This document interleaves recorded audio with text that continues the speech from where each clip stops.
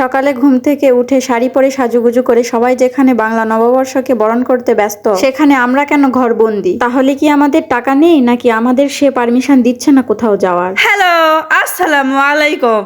ওয়ালাইকুম আসসালাম বন্ধুগণ, সবাইকে বাংলা নববর্ষের বাসি শুভেচ্ছা। সে আমাদের ঘুরতে যাওয়ার পারমিশন দেয়নি তো কি হয়েছে? আমরা তো সকালে ঠিকই পতিয়ে পান্তা মেরে দিয়েছি, তারপরে সরকারি চাষাগারে গিয়ে উদরি খাটিয়ে কাজ করে বাড়ি এসেছি।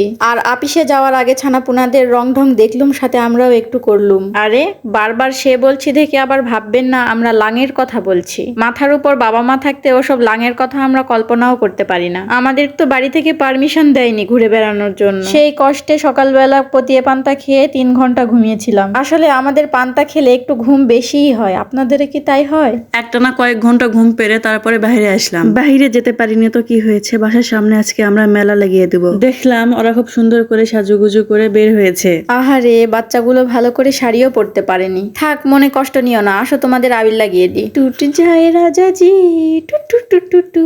এরা সবাই সবার দাদির আলমারি থেকে শাড়িগুলো বের করে পরেছে। ইস, যদি আমাদের দাদি বেঁচে থাকতো তাহলে আমরাও শাড়ি পরতে পারতাম। থাক, বছরের প্রথম দিনে মন খারাপ করে লাভ নেই। এই যে দেখুন, সূচিকে খুব সুন্দর লাগছে তাই না? মাথায় গামছা পরে, লাল প্যান্ট, সাদা গেঞ্জি, ওই তো আসল বৈশাখ পালন করলো। বাচ্চাদের সাথে আবির নিয়ে বাচ্চামো করা শেষ হলে রাস্তা ভ্রমণ করতে গেলাম। ছোট বড় সবাই মিলে রাস্তা ভ্রমণ করছি, কারণ আমাদের পাড়া ছেড়ে বাহিরে ঘোরার পারমিশন নেই। আর এই যে আমি, আমরা দুই ফিল্টার সুন্দরী। আপনারাও যদি আমাদের মতো ফিল্টারকে ভালোবেসে থাকেন তাহলে আমাদের পেজকে ফলো দিয়ে যাবেন। আর হ্যাঁ, আমি আপনাদের জন্য ছোট্ট একটা রিলসও বানিয়েছি। লাইক, কমেন্ট আর শেয়ার মেরে দিবেন। ওয়েলকাম, টাটা, বাই বাই, আল্লাহ হাফেজ। যার নেই আটানি তার আবার ফুটানি। নববর্ষ শেষ, আল্লাহ হাফেজ।